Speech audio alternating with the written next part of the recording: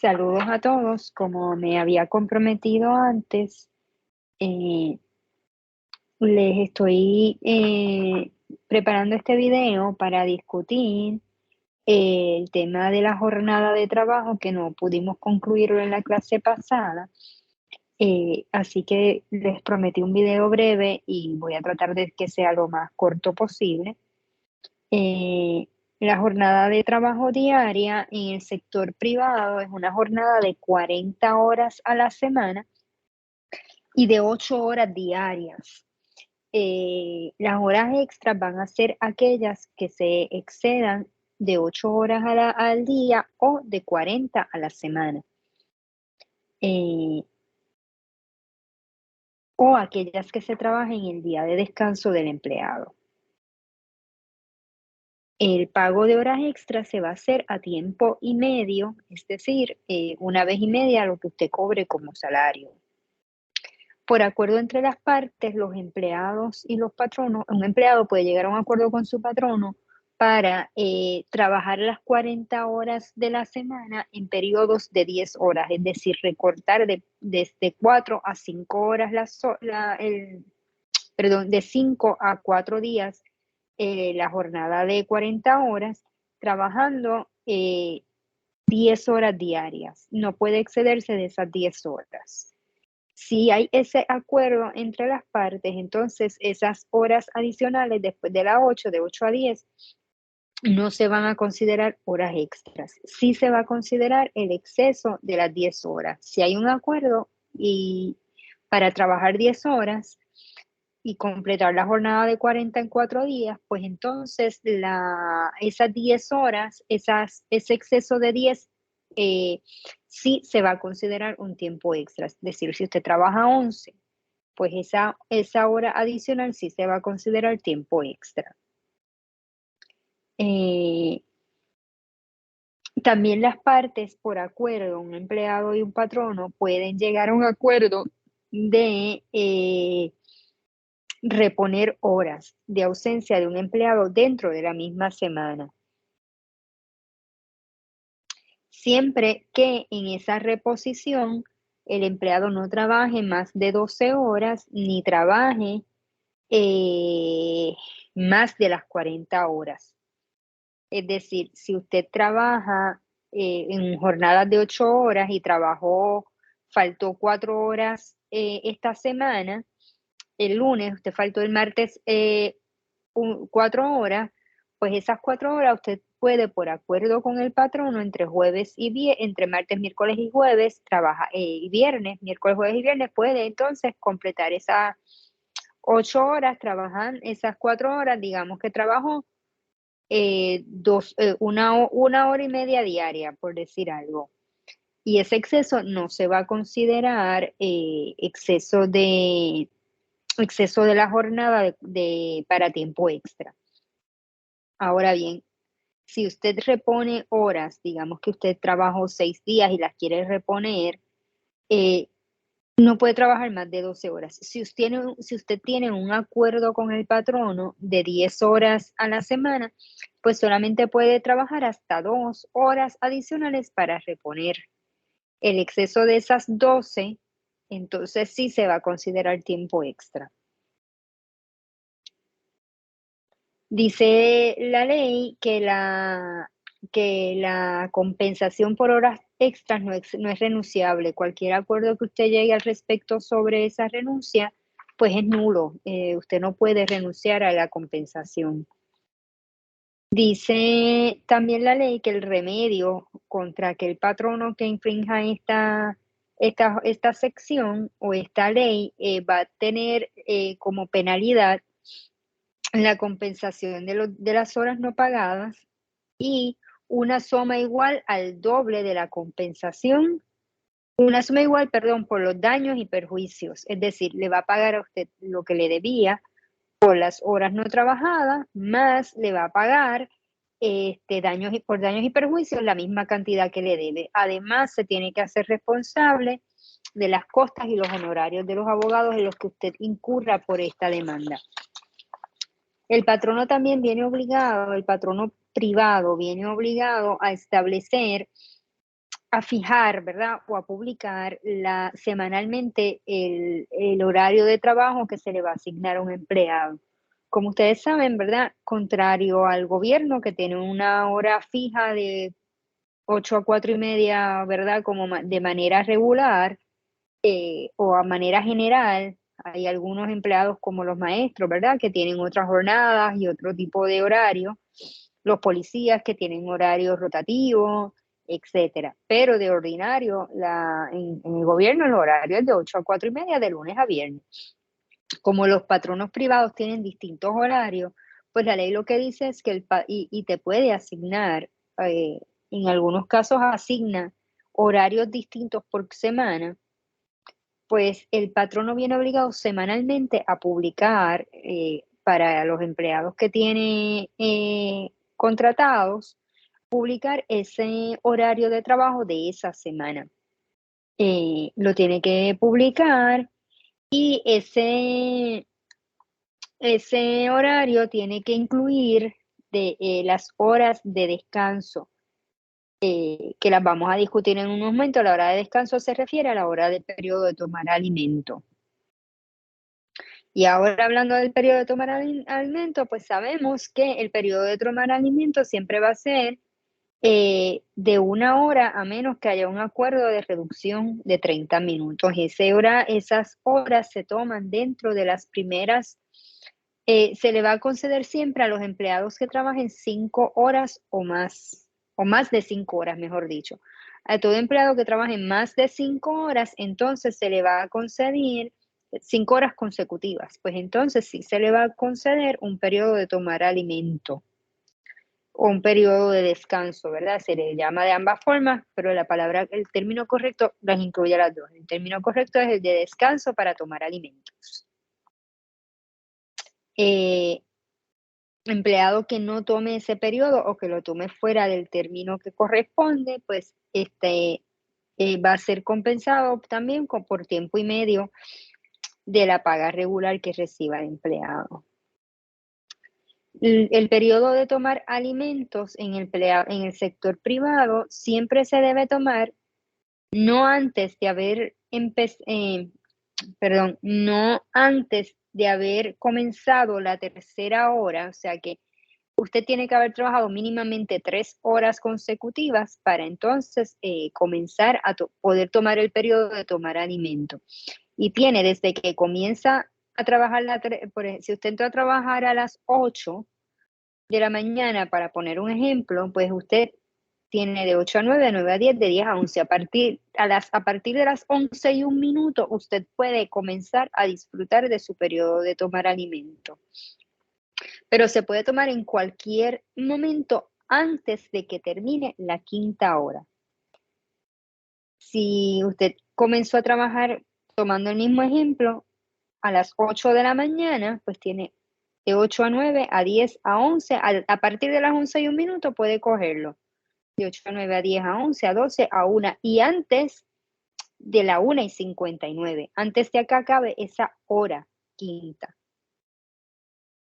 A las 1:30, por ejemplo, podría irse y todavía está dentro del término de tomar alimentos sin que se considere tiempo extra. Los patronos también están obligados a conservar las nóminas de los empleados y tenerlas disponibles para las agencias reguladoras de horas y salarios, ¿verdad? Normalmente, pues el Departamento del Trabajo tiene esta división de normas y salarios, que es quien lo verifica, o la Agencia Federal de Normas y Salarios. Esas nóminas deben tener o deben hacer constar los salarios que se le pagaron a los empleados, descuentos que se le han hecho y los pagos de horas extras que se le han compensado a cada empleado. De esta ley de jornada de trabajo del sector privado hay una extensa lista de exclusiones y comenzamos, ¿verdad?, por los que ya hemos hablado anteriormente, que son los administradores, los ejecutivos y los profesionales. Además, están también excluidos este otro grupo de personas que también están dentro del reglamento 13 que discutimos en la clase pasada, que son los agentes viajeros, los vendedores ambulantes y los vendedores externos.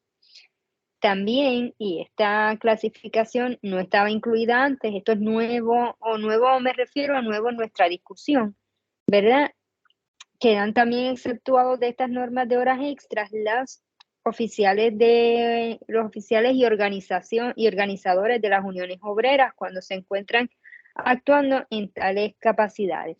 Y eso tiene una razón de ser. Usualmente no, la norma, lo que siempre pasa es que para usted ir a organizar un trabajador en el sector privado, usted no puede ir al taller de trabajo, lo van a votar. De allí el patrono no le va a permitir a la unión que vaya a hacer allí una campaña para representar, para organizar a los empleados. Por lo tanto, usted tiene que tomar a este grupo de personas antes de que comiencen en el periodo de tomar alimentos o a la salida. Así que son horas en que de ordinario serían periodos de descanso, pero se consideran exceptuados para este caso precisamente pues porque la forma de ejecutar ese trabajo así lo requiere. También se exceptúan de esta ley a los choferes o a los conductores de vehículos de motor públicos o privados que trabajen a base de comisión, tarifa o ruta. Suponga usted que el de la pisa y corre se va a parar a almorzar y lo va a dejar usted montado en la guagua hasta que él termine de almorzar su hora de almuerzo y se fue. Pues eso no tiene lógica, ¿verdad? Es un poco para que uno pueda completar esa labor.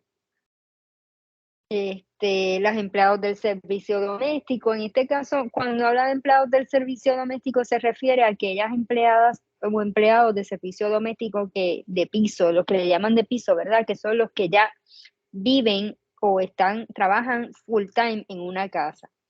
A esta gente, a estas personas, no es cuando hablamos de este tipo de empleado doméstico, del que se refiere la ley, no es el que va una vez a la semana, 2 o 3 horas a limpiar la casa, sino que es aquel que trabaja 8 horas en la casa, aunque vive en la casa, hay algunos que hasta viven en las casas, ¿verdad?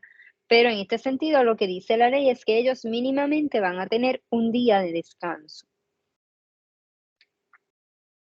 Y pues se excluyen también a los empleados del gobierno federal, a los empleados del gobierno de Puerto Rico y a los empleados municipales. Dice la ley que la penalidad por incumplir con esta ley de jornada de trabajo su incumplimiento se considera un delito cuya penalidad es un delito menos grave con multa que nunca va a ser menor de $50, no tiene tope, solamente dice que no va a ser menor de $50, pero que tampoco, y que puede conllevar también una penalidad de cárcel de un mínimo de 5 días, o ambas penas, si así lo determina el tribunal. En el caso de una reincidencia en la violación a esta ley, pues las multas van a subir a $100, pero nunca va a ser menor de 500. Perdón, nunca va a ser menor de 500 nunca va a ser menor de 100 ni mayor de 500. Y la pena de cárcel va desde 30 hasta 90 días o ambas sanciones, si así lo determina el tribunal. Eso con el sector privado. En cuanto al sector público, tenemos que decir que la jornada de trabajo de los empleados públicos es una más corta. La jornada de trabajo es de 37.5 horas, es decir, 37 horas y media a la semana y de 7 horas y media al día. Esto estamos hablando en términos generales, ¿verdad? El típico empleado público, eso es lo que trabaja. Por ejemplo, los empleados de seguridad, por dar otro ejemplo, los policías no trabajan 7.5, trabajan 8. Pero de ordinario, la mayor parte de los empleados, como norma general, van a trabajar 7 horas y media al día, 37 horas y media a la semana. Y como norma general, la jornada, la semana la semana laboral comienza los lunes, teniendo 2 días de descanso, que son sábados y domingos. Fíjense que esto es distinto al sector público, que no dice que hay que dar días de descanso, no dice si son consecutivos, si no lo son. Tampoco dice que, tampoco habla sobre cuándo comienza la semana, sino que el patrono va a establecer cuándo es que comienza la semana laboral y a partir de ahí, pues siempre se va a contar cuándo es que comienza. Si el patrono no lo ha establecido, entonces sí se considera que la semana comienza a las 12:01 del lunes. En cuanto al periodo de tomar alimentos en el gobierno, también es 1 hora y por acuerdo entre las partes, y aquí se añade otra razón más para que es la necesidad del servicio. Por acuerdo o por necesidad del servicio, la jornada puede ser reducida a 30 minutos. En el sector público se comienza a contar la hora para comenzar a tomar alimento a las 3 horas y media de trabajo consecutivo y no después de haber terminado la quinta hora, haciendo el mismo ejercicio que hicimos ahorita de pensar que la jornada, de que la persona entró a trabajar a las 8 de la mañana, pues tiene de 8 a 9, a 10 a 11, a partir de las 11:30 es que puede comenzar a tomar su periodo de tomar alimentos y no antes de la 1:59. A la 1:59, ¿verdad? Una vez concluida la 1:59 ya comenzó la sexta hora, así que ya eh, concluyó la quinta.